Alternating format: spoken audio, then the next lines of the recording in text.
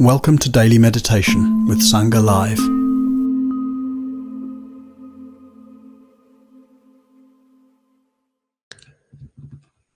Very warm welcome to everyone to the session here today.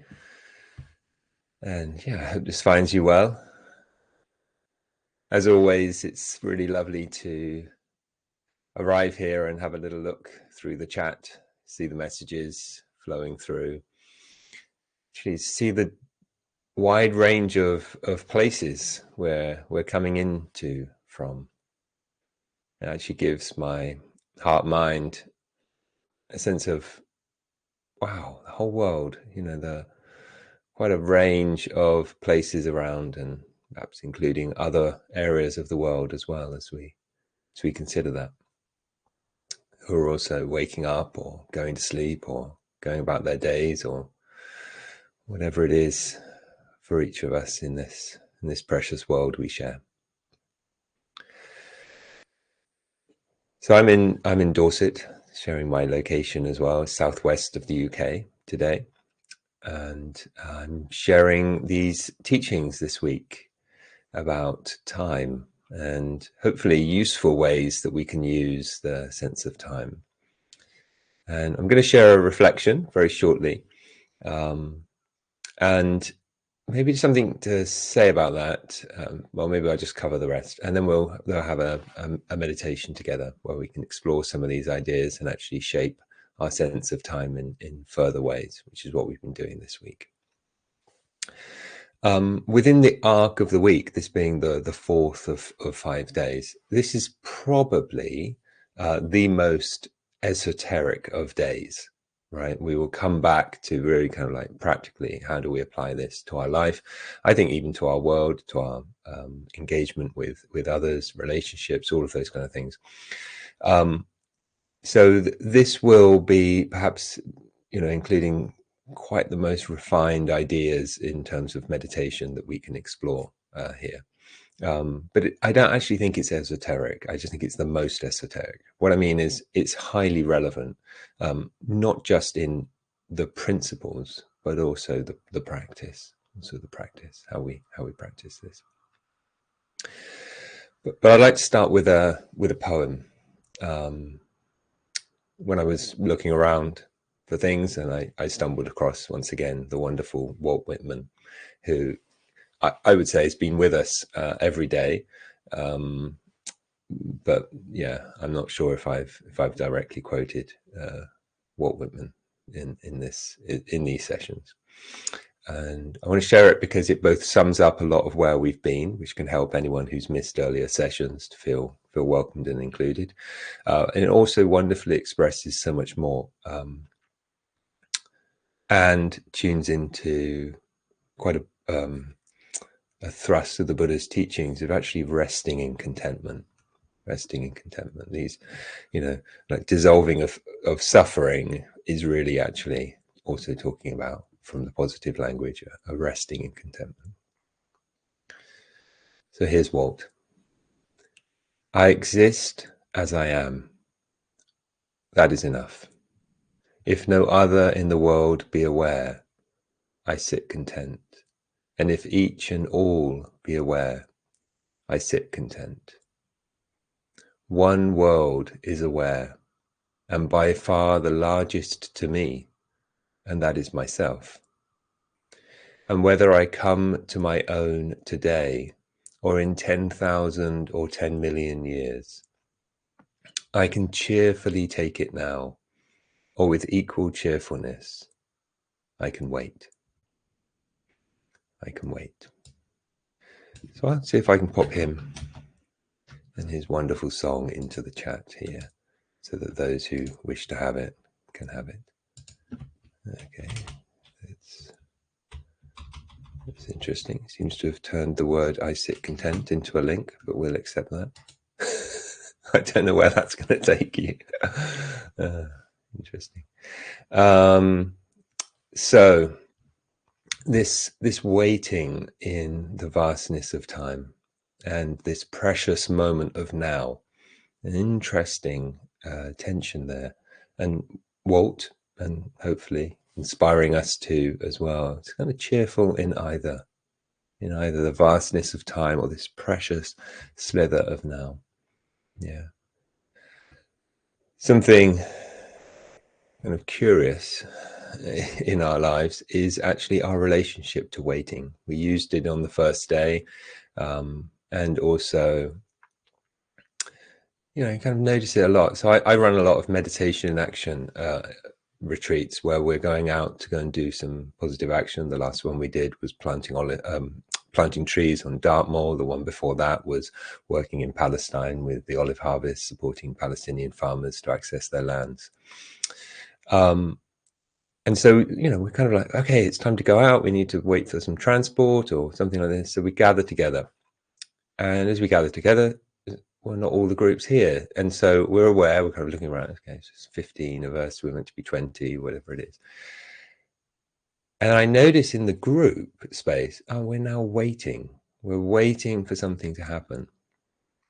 And it's such a strange situation because life isn't waiting for us, but we're waiting for life to begin. We're waiting for something to happen so something else can happen. And so I came up with this idea. I think it was me, and I think it was my idea, but I don't mean to kind of claim these things. They're all in the collective. But like, we're standing around, and yet we have this thing called standing meditation. Yeah, and yet this kind of sense that, we're just standing around waiting. And I just switch out the word waiting for meditation. It's just standing around meditation. Or we can have sitting around, walking around, lying around meditations. And that sense is, let's begin now, in this moment, even though we're waiting, even though we're tuned into something bigger. Yeah. I was thinking maybe we actually get annoyed about waiting because we're so often out when life calls. The heart mind is this time traveler. And part of what we're trying to do is actually utilize the skill of time travel so that it's not just random. Like, I don't know why I'm thinking about this, or I don't know why I'm off in the future or back in the past or making plans for some other moment. So the flexibility there can be such a great gift and almost a curse. It's like, I can't be present because I'm so drawn to other times and other places in that way. It's a great gift because it can be used to bring more well-being, more wisdom, more compassion. Yeah.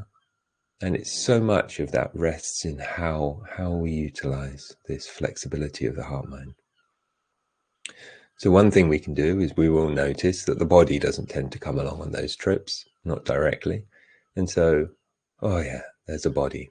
There's a body here. And when we do that, we bring the heart mind into the body, the consciousness, the attention into this present experience. Or we can do it with the sounds, right? The gift of the presence that's here. You're listening to the sounds that are here, that are happening. It brings you to the here and now. I call that getting the whole gang together. Yeah, getting the body, heart, mind together in this moment. The gathering that often is more confusingly called concentration, which sounds like narrow focus, but it's actually a gathering together with the center, concentra, with the center gathered from dispersed distraction all over the place, everywhere. Yeah. And why do we do that? Because it feels more free, because it has more potential. There's more that we can do there. Yeah. So it's all part of these teachings. When that happens, then we start to also fade the impetus towards greed and aversion, restlessness, dullness, confusion, lack of faith within ourselves. All of those things are typically called the hindrances. Many of you be familiar with those practices. And when those fade in this gathered moment, then that's called this concentration, this gatheredness.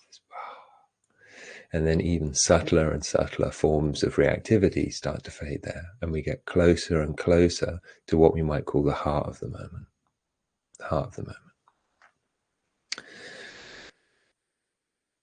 So I want to mention a really quite little known musician called Wayne Krantz, who happens to be one of my favorite people to listen to on the topic of music, and also I enjoy his playing. But when he speaks about music, it's just beautiful. Wayne Krantz shared this story that he joined the band Steely Dan, and Wayne Krantz is a very accomplished jazz musician already by this stage, and they wanted him to kind of play on the beat more. And they were like, "Can you play on the beat?" And he said, I am playing on the beat. And so, this sense of rhythm, and he's like, and they were like, no, like you're on the edge of the middle of the beat. It's like there's a heart in the heart of the beat, and we want you in there. And with jazz, it's kind of like it's lazy, it's pulling back, or it's driving forwards, and it plays a lot with that rhythm. But really knowing this is the heart of the moment of the beat, the heart of the heart of the heart of the moment of the beat. Yeah. So there's always more to explore within this middleness. Yeah. This middle way. And something else I just want to say about this, and this is perhaps where it gets a little bit, okay. So hopefully all of that makes kind of sense, but it's interesting and an adventure that we can go on. When we're in the heart of the moment, which is any moment where the greed, the hatred, the delusion that are, typically talked about, these burning fires that arise in us, when those fade down, when there's less greed, hatred, and delusion, we're more in this heart of this moment. Is time vast or small? And we're in this moment. What does that mean? What is time? What is time in that kind of experience, right? You may remember Henry van Dyke, for those in love, time is not. Something's happening here with our sense of time. It's fading, it's refined, it needs more subtle attention, even to notice it, right? Time is a difficult thing to notice anyway, right? To actually turn our attention to and contemplate. But we feel it, yeah, or we can feel it. But additionally, we could just take the Walt Whitman approach, right? Can we enjoy it? Can we enjoy it, whatever it's like? Can we enjoy it, whether it's present, waiting, or diving into now, finding ourselves in this moment? But let's just take a minute or two before we go into the meditation, just to speak a little bit about something that we can do, right? When we find out that the experience of time dependently arises on how much greed, hatred, and delusion there is in our experience, then perhaps shifting how much time we sense will actually shift how much greed, hatred, and delusion. Gives us another lever in, and maybe different levers in have different effects and bring greater freedom. Okay, that's what I think happens, and so I want to share this with you because I think it could be helpful. So we can shift our sense of time. Okay, we can shift our sense of time towards vast time. Okay, and we can also shift our sense of time down to a slither of time, narrow, it can't even unfindably thin slither of time. Yeah. So sliver, not slither. I think slither is what snakes do, and sliver is the very narrow thing. Okay, anyway. It's too early for me. It's maybe too early for you. Okay, so what we prioritize. Okay, what we prioritize between the vastness of time or the sliver of time. And I want to be really nuanced here and just mention neither view is inherently a problem. There are, we can pick holes in either view, and that doesn't really make sense. So one of the things that we can do in our life is we give over a sense of importance to the past or the future, and we can spend a lot of our time thinking about those. And in fact, it's easier to think about those than it is to think about the present moment, right? Because the present moment is already happening. So we kind of give over now for that wider perspective of thinking about past and future, and who will I be, and who was I, and how was I there, and so that I can be better in this moment, right? In a sense, we're living for more than this. We're living for more than this. And yet that can be really important to do that. And it is always part of our practice. And we don't want to just take a narrow view. It's like, well, there's only now, and we should be in the now, and these kind of things. It's like, if you're practicing, you're developing a skill, or all of those kind of things, you are investing in a sense of future, right? And sure, it can be done in a sense that detunes from life here and now. It's like we can't wait for the meditation to end. We can't wait for the president to change. We can't wait for all of these things that we don't like now to be gone. And it's just an escape. We're just investing in the future, believing the future will be better than the present or the past, simply because it will be different. Right? We're a kind of misuse of the liberating view of change. Yeah, play a part. Right. So it's really helpful at times to have that wider, vaster sense. And it lessens the pressure on here and now, a bigger context for our smaller lives, right? The two things go together. It's like, oh, I'm just a dot. Even this planet is just a blue dot in the vast space. And it's what a relief. I was taking it so seriously. But, and real big but here, we also need to be in it. We need to feel it alive in us. We're still here in this vastness of time. So there's a vastness of time. We're all the way back to the Big Bang and beyond, all the way forwards into future generations yet to come.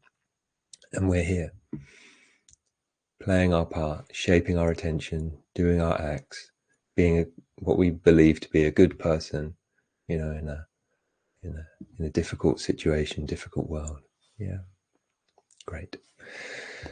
So that's that vastness of time view that we can take. And so another view, which is perhaps more familiar to meditators, don't need to go into it quite so much, but it's also just interesting to really lean into it and say the past has gone. It does not exist in the same way as now does. Now is the vibrancy, and we just release it, release the past. The past is gone.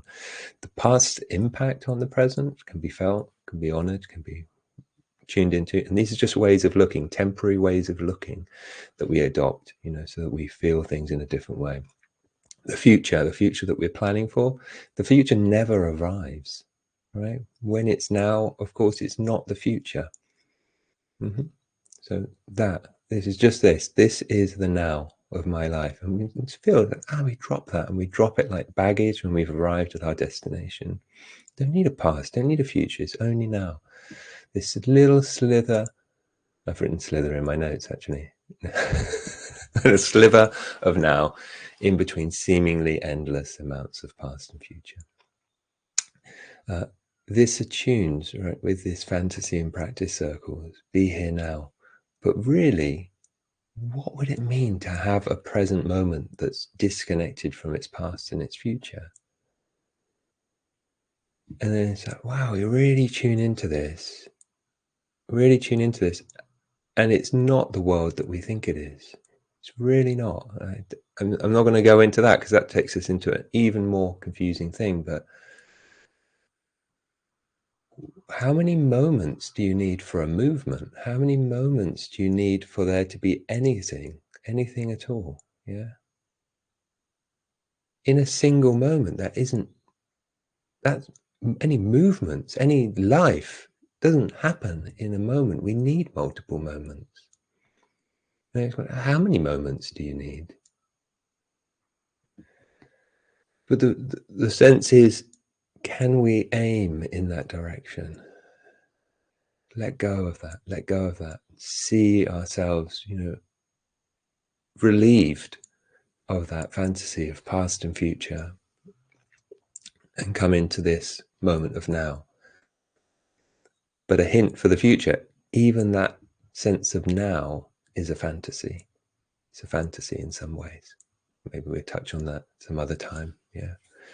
Or at times, can we tune into this vastness of time? This vastness of community, this vastness of things, and see what that does, what that opens, like a flotation tank of relief. It's not all about me. It's not all about now. It's just a much bigger picture. So let's come and have a meditation together, and we'll drop in these different views, these different senses, and remembering they're all here to dissolve the sense of grasping on, rejecting. Yeah. And these lenses, if you pick them up, if you take them, you run with them, you will find it actually allows a radically less such of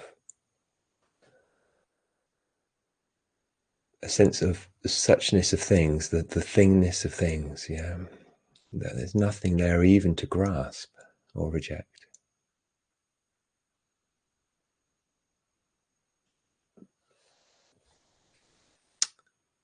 So we're not taking a stance, we're always interested in a middle way.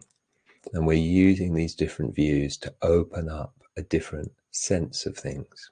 But we're not taking a stance and saying, this is real, this isn't real. I'm saying it's not as real as you think it is.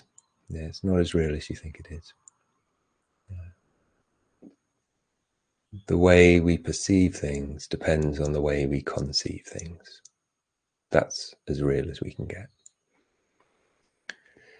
Okay, so hopefully that stirred things up and we can let the body move a little bit as we settle into our posture. And remembering Walt Whitman, cheerfully waiting, cheerfully now. So finding a posture that's supportive for you, supportive for your body, your heart, your mind.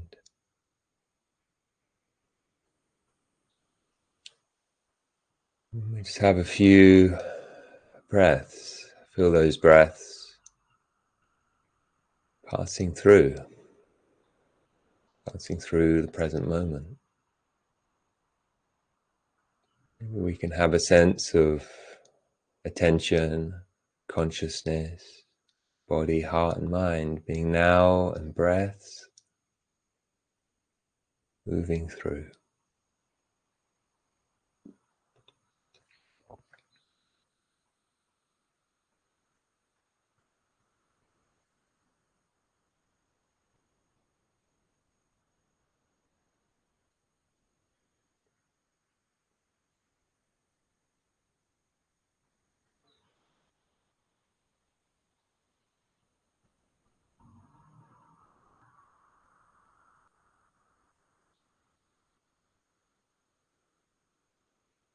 And maybe we can find ourselves in the heart of the moment.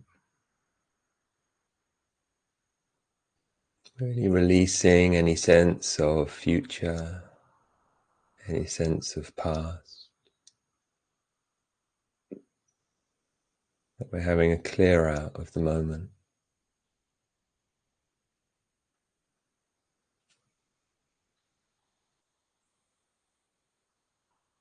Not because we reject them, just seeing what it's like not to emphasize them.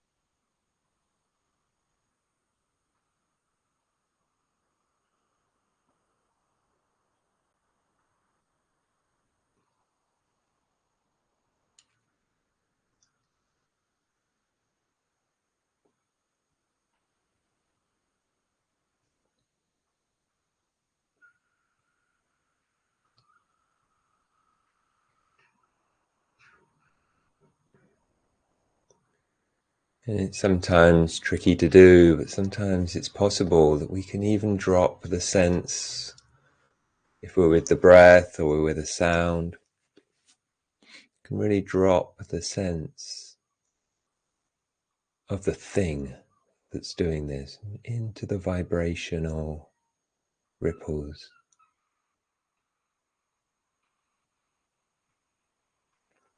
that coalesce into this being a thing. Brings us closer to the heart of the moment. So you might again want to practice with a part of the breath like we did before. Part of a sound.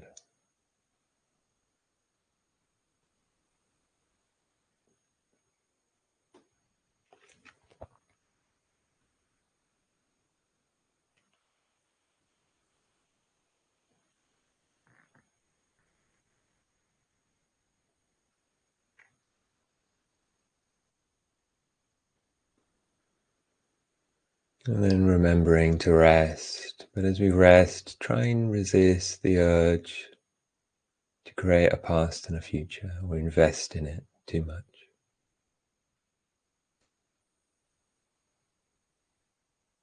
Cheerfully we rest. We wait.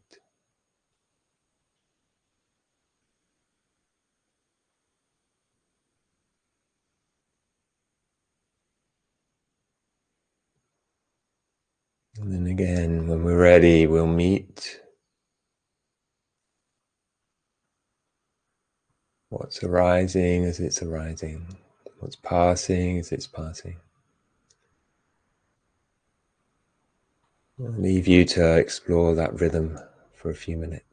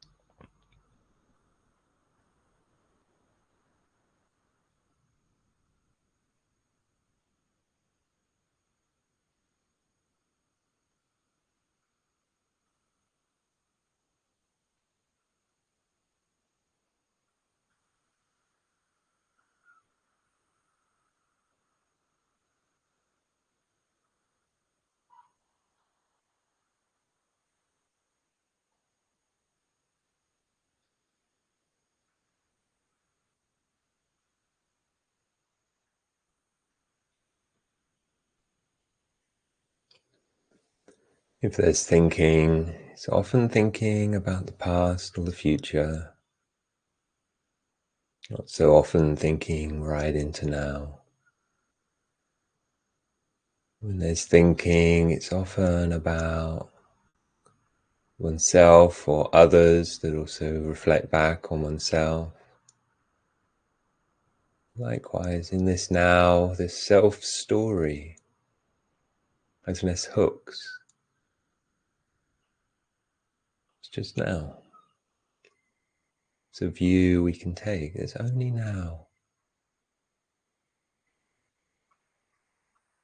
We don't ask, what am I now? But just how is it now to be now?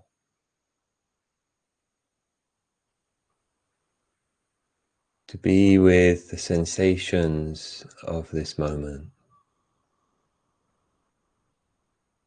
as if we're meeting them for the first time. as if we're releasing them for the last time.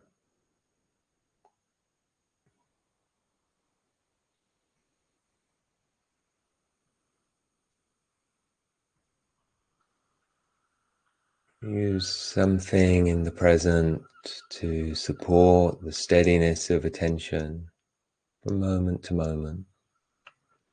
The breath, the sounds. Really allow a sense of curiosity and kindness.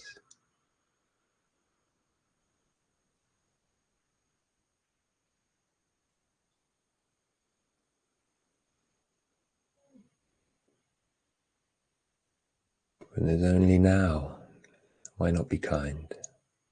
Why not be curious?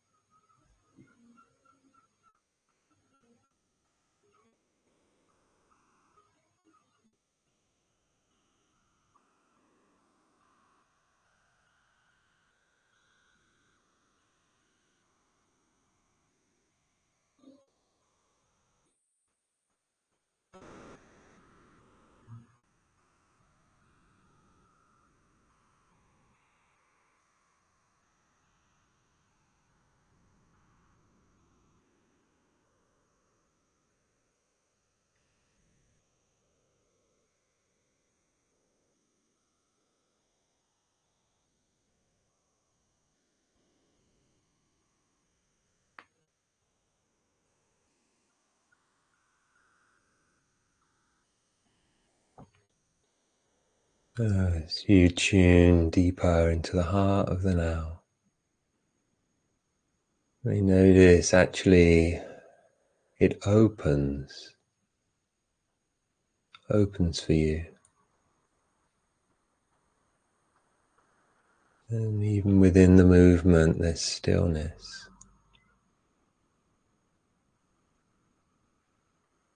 More and more stillness.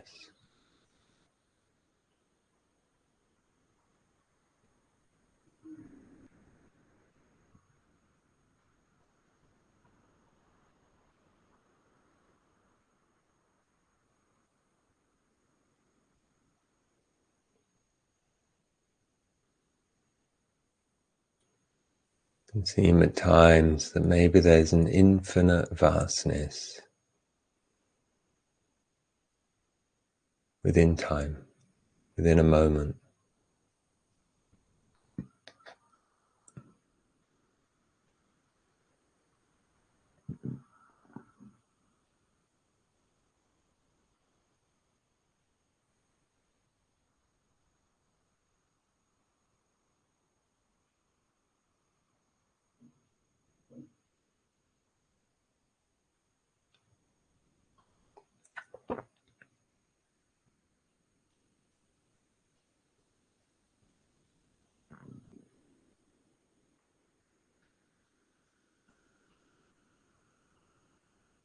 And in that vastness, a sense of anything to grasp or reject. So much makes sense. Tension already become like an open palm.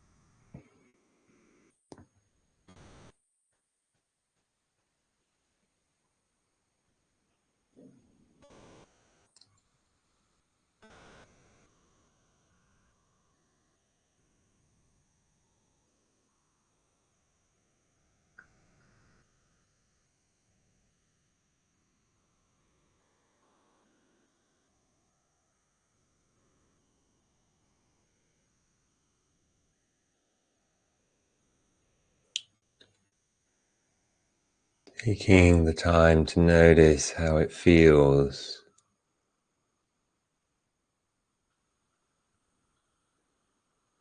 to be now.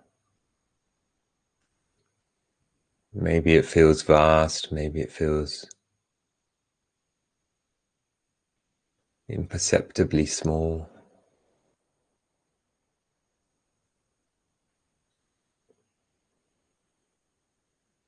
Noticing how it feels this time to be now, how you sense it.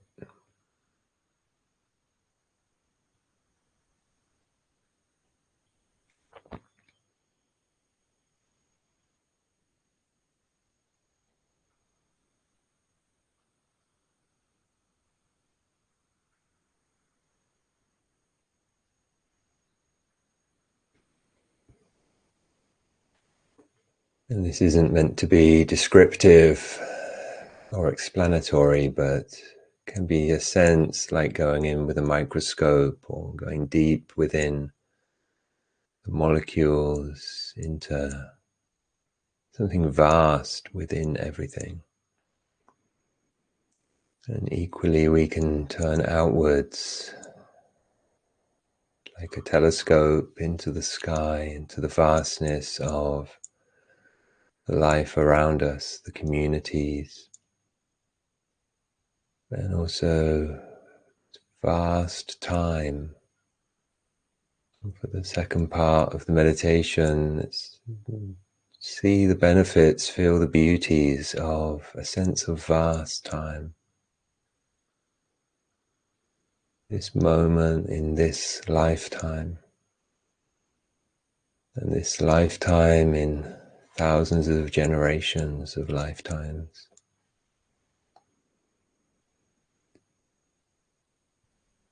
Billions of years of evolution.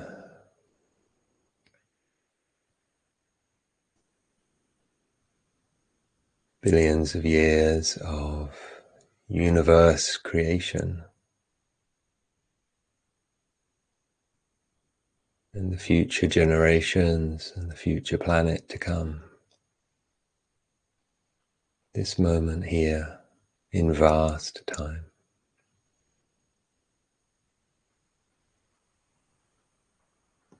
And connected to our hearts, our minds, our intentions, what we wish to support, to see more of, the kindness,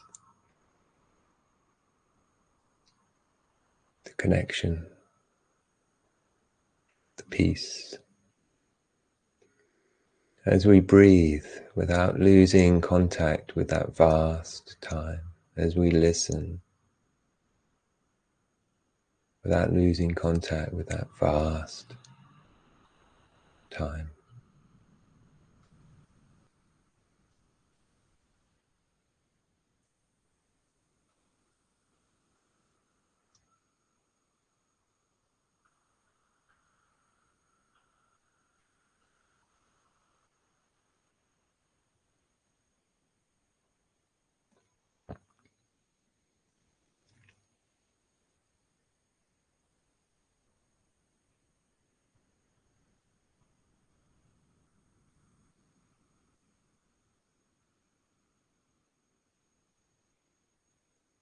When the attention hooks onto the immediate past or future, it's opening out that sense so much more. Vast time, much more than this life, much more than what's commonly known.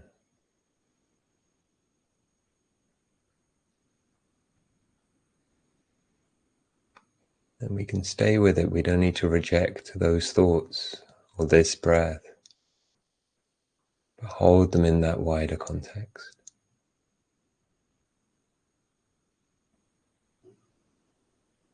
And they may fade, or they may remain. Cheerful either way.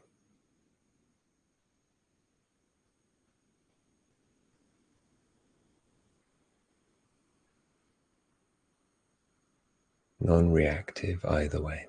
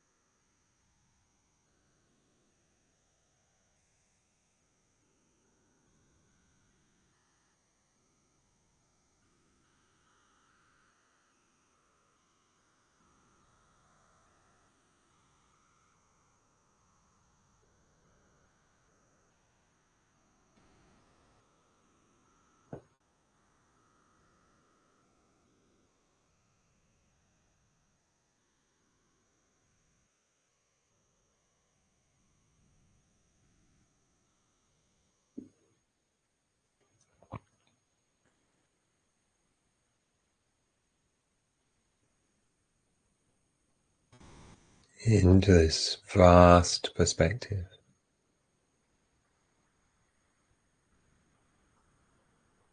Or just larger.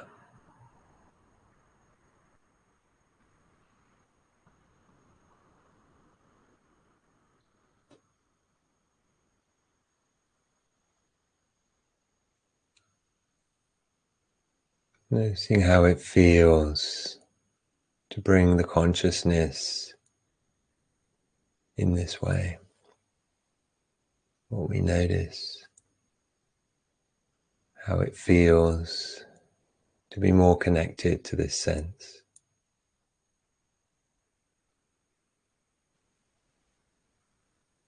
Of more time, in vast time.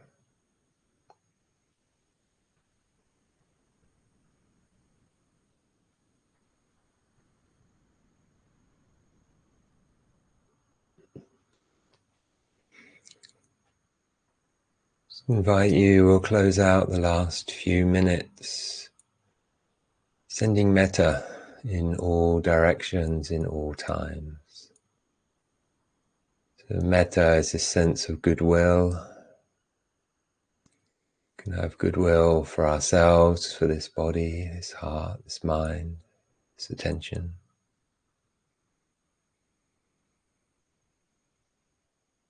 Appreciation and kindness. Can have goodwill for those around us. May you be happy, peaceful, safe.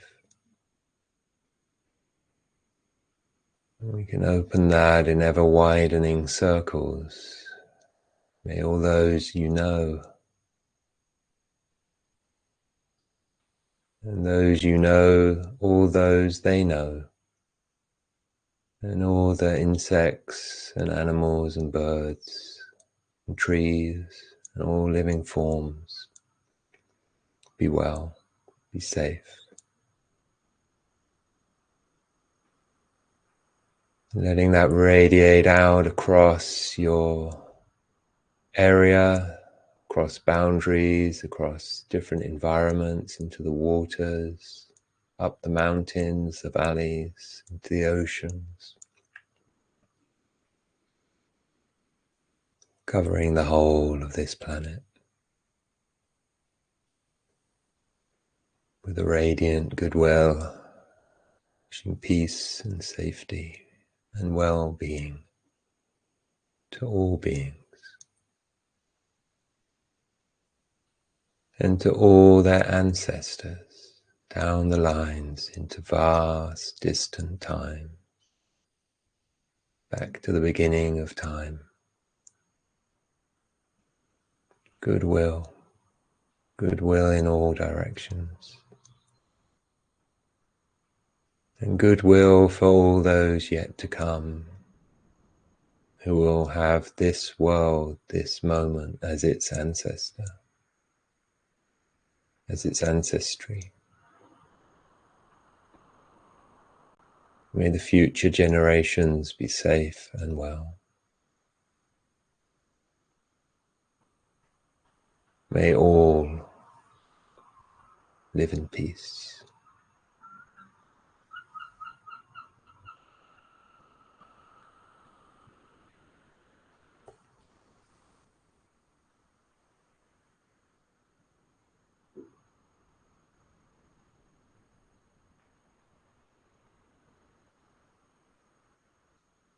Thank you for your practice once again.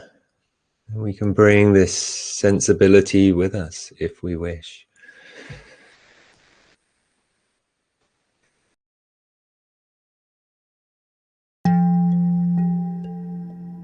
Today's podcast is an offering to you from our archive of freely available live daily classes. We make wisdom teachings and meditations as freely available as possible to as many people as wish to practice. You can help ensure we can continue to support a worldwide Sangha by leaving a review wherever you get your podcasts, by sharing this with someone who'd be interested, and by offering a small financial support at sangha.live/donate.